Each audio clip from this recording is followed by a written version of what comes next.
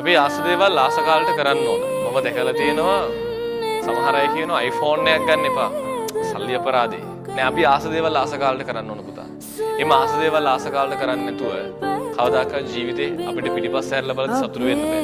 මම වාහන පිස්සෙක්.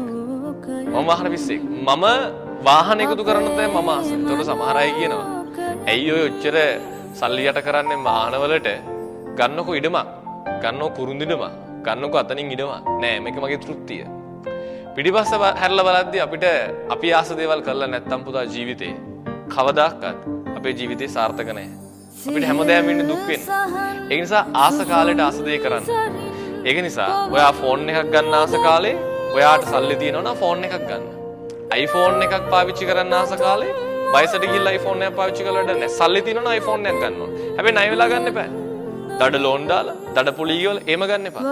වාහනයක් ගන්න අතේ තියෙන සල්ලි තියෙන වෙලාවේ වාහනයක් ගන්න. මම දැකලා තියෙන සමහර මිනිස්සු වාහනය ගන්න සල්ලි තියෙනවා. හැබැයි වාහනයක් ගන්න නැහැ.